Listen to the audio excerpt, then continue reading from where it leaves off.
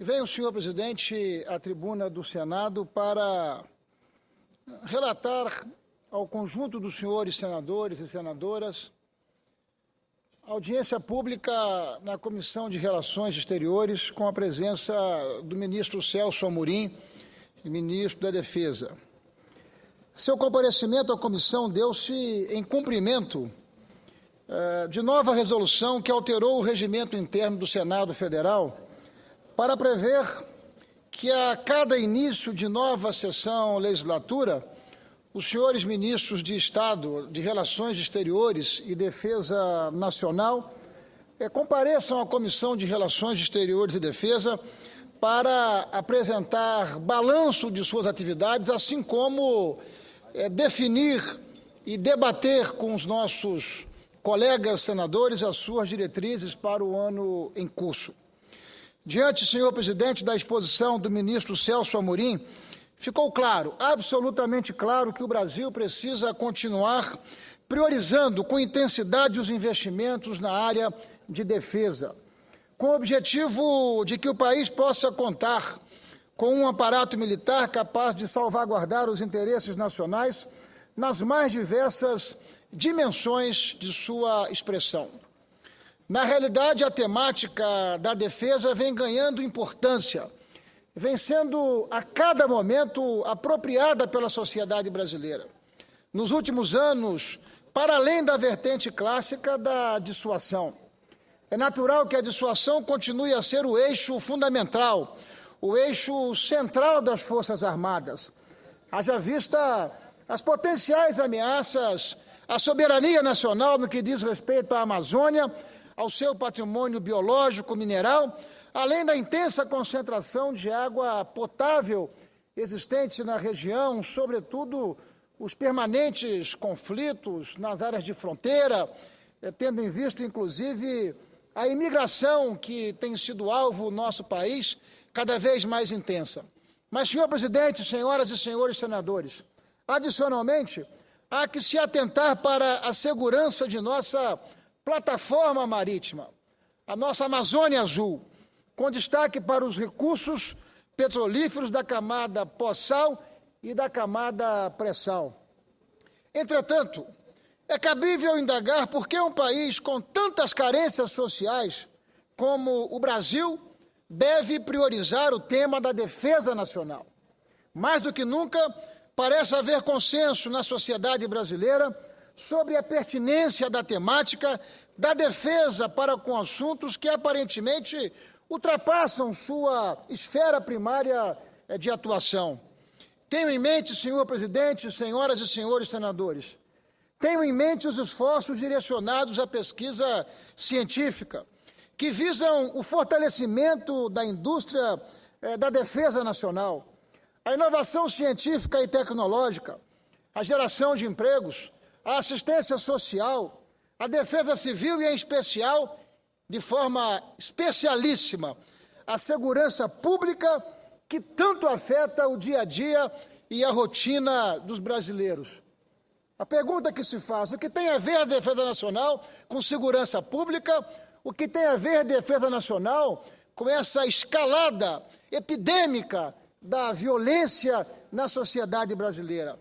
Nesse sentido, a vigilância das fronteiras pelas Forças Armadas pode contribuir, pode e tem que contribuir de maneira decisiva para coibir o contrabando de armas e o tráfico de drogas, causadores do aumento da criminalidade e da taxa de homicídios nas cidades brasileiras. Não apenas as metrópoles, não apenas as médias e grandes cidades, mas de maneira brutal, alcançando também as pequenas cidades, os pequenos municípios do interior do nosso país. Segundo o ministro Celso Amorim, o aumento de 0,5 ponto percentual do Produto Interno Bruto em gastos na área militar é uma meta razoável a ser alcançada nos próximos anos. Isso significaria passar do atual percentual, na casa de 1,5% do PIB, para pelo menos 2% do nosso PIB. Essa, inclusive, me parece ser uma premissa, uma preliminar para o audacioso projeto do nosso país em ter um assento permanente no Conselho de Segurança. O orçamento brasileiro para este ano reserva 18 bilhões e 500 milhões às despesas das Forças Armadas, quase o triplo dos 6 bilhões dispendidos em 2005. Embora se perceba a maior preocupação com a temática da defesa, parece-nos ainda muito tímida a alocação de recursos para projetos estratégicos e de suma importância com implicações diretas sobre o dia a dia e o cotidiano do cidadão brasileiro. Está incluído, senhor presidente, nesse rol de projetos estratégicos do Exército, denominado, por exemplo, o Sistema de Monitoramento de Fronteiras, o SISFRON, que tem por objetivo aumentar a proteção e a vigilância das fronteiras terrestres, das chamadas fronteiras secas, em faixa de mais de 16 mil quilômetros de extensão, que se estende por 10 estados, abrangendo pelo menos 27% do território nacional. O SISFRON reforçará o combate ao contrabando e descaminho, ao tráfico de drogas, entre outros crimes transnacionais tão frequentes nas fronteiras brasileiras, com reflexos diretos no bem-estar da sociedade brasileira. Através de radares e sensores instalados ao longo dos trechos chaves da fronteira nacional, o SISFRON será capaz de captar e transmitir informações em tempo real sobre ações de criminosos na fronteira brasileira. Com a participação efetiva da Polícia Federal, do IBAMA, da Receita Federal e de vários outros órgãos, inclusive federais, estaduais e até municipais. O projeto básico do SISFRON prevê período total de 10 anos para a implantação do sistema, orçado em aproximadamente 12 bilhões de reais. Com base em dados coletados de análises de agências oficiais, o custo da violência no Brasil, em 2010, foi calculado em 5% do nosso produto interno bruto, ou seja, da ordem de 180 bilhões de reais, pelo menos. Desse valor, cerca de 40 bilhões corresponderam ao custo anual da violência decorrente do narcotráfico e de sua infraestrutura criminosa nas metrópoles brasileiras. Evidente que nós estamos falando aqui em ganhos econômicos, em custo-benefício, na redução dos investimentos e das despesas que o Brasil enfrenta na área criminal. Mas o mais complexo, o mais grave, o mais relevante é a preservação, é a manutenção da vida humana, esse que é o maior dos nossos patrimônios. Desse modo, mesmo na hipótese mais pessimista, é possível estimar que a redução do narcotráfico e do contrabando de armas, por meio da eficaz utilização do SISFRON, haverá de gerar retorno mais que proporcional ao investimento aplicado neste projeto. Trata-se, portanto, de um custo-benefício de resultados extraordinários. Vale mencionar que, atualmente, o SISFRON se encontra na etapa de implantação do projeto piloto na área da 4ª Brigada de Cavalaria Mecanizada, com sede em Dourados, no estado do Mato Grosso.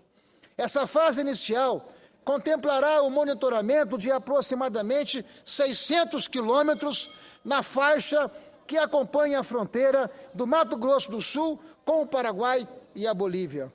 Nessa etapa inicial, o modelo de implementação considerado mais adequado foi a contratação de uma empresa integradora nacional para fazer o gerenciamento de todos esses projetos. O consórcio TEPRO, formado por empresas controladas pela Embraer Defesa e Segurança. No contexto dos enormes desafios representados pela complexidade do projeto SISFRON, é essencial que os recursos financeiros necessários à sua implantação sejam assegurados. Nesse sentido, vale notar que em 2012 foram executados apenas 172 milhões de reais, enquanto em 2013, do total previsto de 876 milhões de reais, foram efetivamente disponibilizados na lei orçamentária anual apenas 240 milhões de reais. A continuar nesse compasso, nessa dosagem, a conclusão do projeto poderia levar mais de 50 anos, aumentando o drama da família brasileira com o flagelo das drogas e a consequente escalada da criminalidade, apesar, é verdade, dos esforços da Polícia Federal, que tem a competência primária sobre este tema. Deixo aqui, então, um apelo eloquente ao Executivo, um apelo na direção de fazer com que não apenas o Poder Executivo, mas também o Parlamento brasileiro possa se sensibilizar para a importância e a prioridade de um projeto, um programa como esse. 50 anos, senhor presidente, é prazo longo demais. Significa gerações inteiras em situação de risco. E me parece que a inclusão do CISFRON no programa de aceleração do crescimento, que não sofre qualquer tipo de contingenciamento orçamentário, pode e deve ser uma decisão importante para acelerarmos ainda mais as necessárias iniciativas visando adotar o nosso país de um sistema de controle e de monitoramento de nossas fronteiras. Essa é uma prioridade, porque o tema da defesa nacional passará a ser melhor compreendido pela sociedade brasileira, quanto mais fizer sentido na vida das famílias e das pessoas, como se fosse estabelecido um pacto em torno desses esforços tão importantes.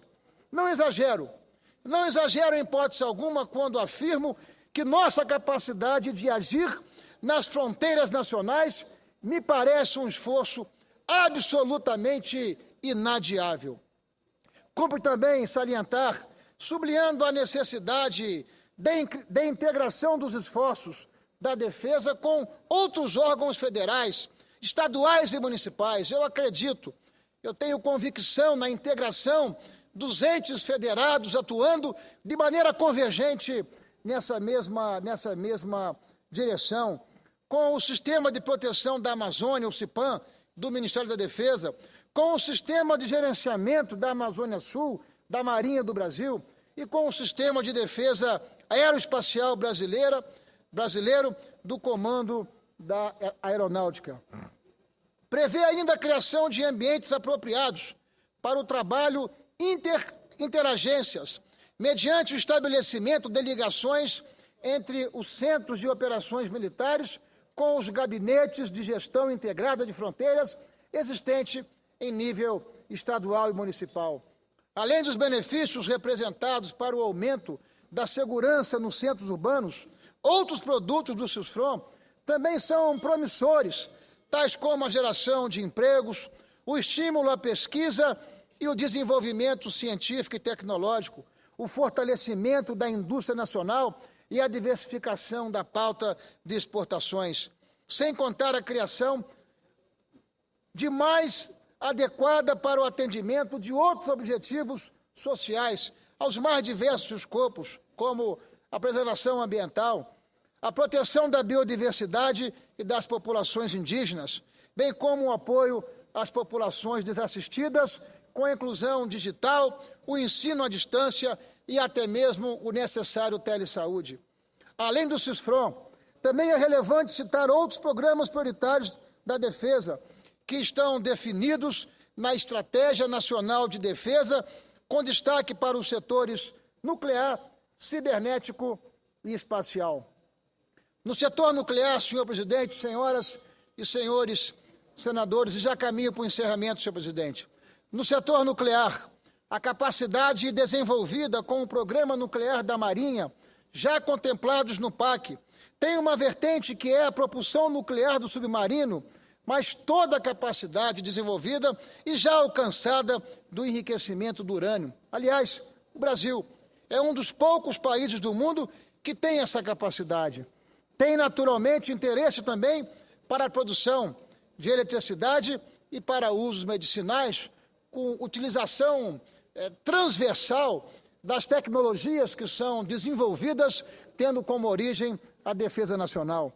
Além disso, cumpre mencionar o desenvolvimento de novas corvetas, navios patrulha e submarinos convencionais no âmbito da construção do núcleo de poder naval brasileiro.